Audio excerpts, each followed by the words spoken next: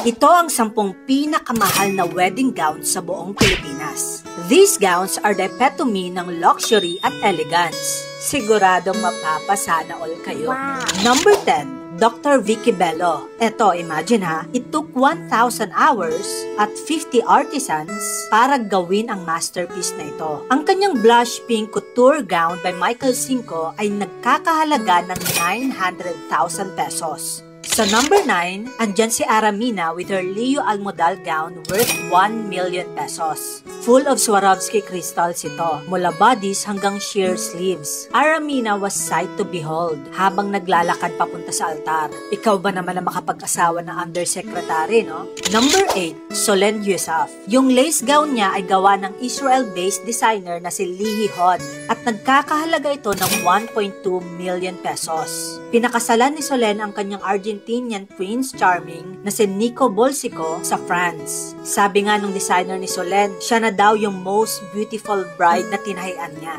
Number 7, Tony Gonzaga. Yung kanyang wedding gown ay gawa ng renowned international designer na si Vera Wang. Ito ay nagkakahalaga ng 1.4 million pesos. Sabi nga nila, pag Vera Wang, siguradong bongga. Tony's gown is a perfect example kung bakit top choice si Vera Wang ng mga brides na willing gumastos para sa kanilang special day.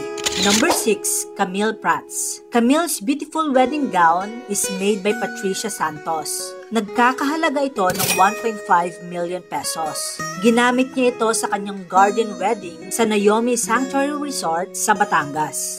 Number 5, Lovie Poe. Ang kanyang wedding gown ay gawa din ni Patricia Santos, which is probably the number 1 wedding gown designer dito sa Pilipinas. Ito ay nagkakahalaga ng 2.3 million pesos. Lovie married British movie producer Monty Glencoe sa Cliveden House in England. Sobrang elegant ng gown na ito. Parang royalty na rin sa Lovie. Number 4, V. Cortez. Ito nga, katatapos lang ng kasal nila ni Kong. Her fully crystallized gown by Leo Almodal is worth 2.5 million pesos. Pareho sila ni Aramina ng designer. Napansin nga ng maraming netizens napakaganda ng gown na ito. Mula bodice hanggang train and veil, puno ng Swarovski crystals. Number 3, Anne Curtis. Anne's custom long sleeve lace gown is made by Monique Louvillier. Ito ay nagkakahalaga ng 2.8 million pesos. Ang gown na ito ay may full skirt at sweetheart neckline beneath the lace overlay. Talagang princess yung vibes ni Anne dito. Number 2, Heart Evangelista. Yung wedding gown naman ni Heart ay gawa ng Dubai-based Filipino designer na si Ezra Santos. Ito ay nagkakahalaga ng 2.8 million pesos.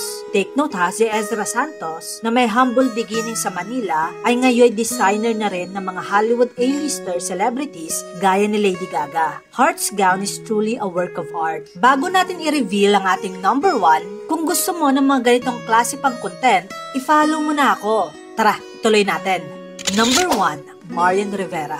Ang may gawa ng wedding gown ni Marian Rivera ay si Michael Cinco. Ito ay nagkakahalaga ng 3.1 million pesos. Meron itong French lace, laser cut velvet, and organza flowers na napapalibutan ng Swarovski crystals. Kaya naman itong wedding gown ni Marian Rivera, nagmukha siyang real-life fairy tale princess. These gowns are more than just wedding dresses. They are works of art na nagpapakita ng unique style at personality ng bawat bride. Ikaw, anong gown ang favorite nyo dito sa listahan natin? Tara, pag-usapan natin sa comment section. I-follow mo na din ako. Maraming salamat sa panonood.